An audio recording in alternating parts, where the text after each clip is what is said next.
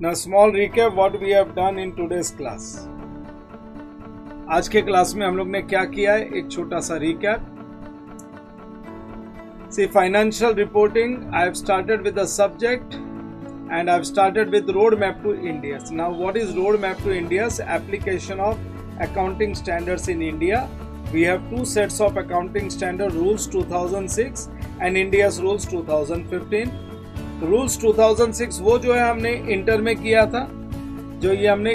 किया था, और ये कॉर्पोरेट्स नॉन कॉर्पोरेट्स दोनों पे एप्लीकेबल है.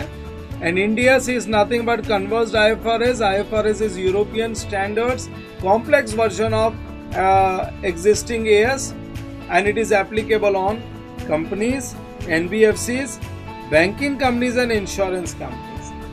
सो इन शॉर्ट नॉन कॉर्पोरेट्स पे ये एप्लीकेबल नहीं है, इंडिविजुअल्स है, पार्टनरशिप है, ट्रस्ट है, सोसाइटीज है. रिगार्डिंग कंपनीज फेज 1 आया 1 अप्रैल 2015 को. ये वॉलंटरी फेज था, किसी ने अडॉप्ट नहीं किया. साथ में कंपैरेटिव भी देने थे. 2015-16 was the India's reporting period, तो 14 और 15 का कंपैरेटिव भी अपने को देना था. फेज 1 वाज फेलियर, सो लेके आए फेज 2 विद मैंडेटरी एडॉप्शन और स्पेसिफाई कर दिया कि all listed companies in India outside India जिनकी नेटवर्थ 500 करोड़ से ज्यादा है उन पे इंडिया से एप्लीकेबल है. अनलिस्टेड कंपनीज भी जिनकी नेटवर्थ 500 करोड़ से एक्सीड हो रही है. इतना ही नहीं, holding subsidiary, joint venture and associate of above companies, इन पे भी इंडिया से एप्लीकेबल हो गया. फिर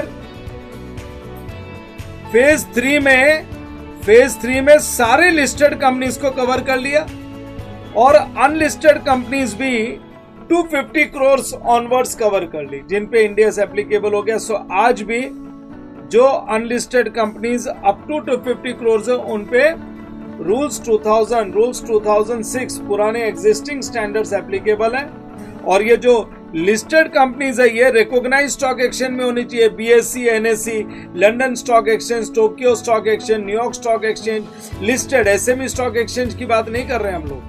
और एक बार कंपनी ने इंडिया से अडॉप्ट कर दिया तो फिर रिवर्स इज नॉट पॉसिबल, फिर वो विड्रॉ नहीं कर सकते. अगर सेपरेट फाइनेंशियल स्टेटमेंट पे इंडिया से एप्लीकेबल है तो CFS भी इंडिया के अकॉर्डिंग ही बनेगा. फिर उसके बाद बात करते हैं NBFC के लिए. NBFC are nothing but they are the banks only, but ये बैंक्स के तरह काम करते हैं बट एक्चुअली इनका काम सिर्फ FDs डिपॉजिट्स लेना है और लेस फॉर्मेलिटीज के साथ लोन देना. ये कोई saving account, current account, ATM centre open नहीं कर सकते. फेज 1 में सारे लिस्टेड और अनलिस्टेड कंपनीज जिनका नेटवर्थ 500 करोड़ के ऊपर था उनको कवर किया, और including their holding subsidiary, joint venture and associate. और फेज 2 में सारी लिस्टेड NBFCs कवर हो गई और unlisted companies 250 crore up to 250 crore के ऊपर वाली कवर हो गई जिनका नेटवर्थ 250 करोड़ के ऊपर था.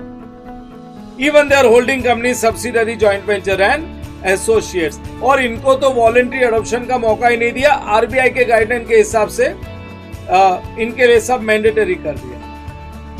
उसके बाद अभी भी जो अनलिस्टेड NBFCs है अप टू 250 करोड़ उन पे existing rules 2006 and amendment rules 2016 is applicable.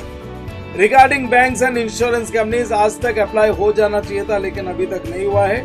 Till further notice, जब आएगा नोटिस तब आएगा. और regarding the net worth calculation, paid up share capital plus all reserves created out of real profits including securities premium, but don't take amalgamation wale reserves created in the process of business combination, amalgamation and revaluation reserves. कोई accumulated loss है, P&L debit balance या deferred expenditures है जो over the years write off करने हैं, वो minus करोगे तो मिलेगा नेट प्रॉफिट.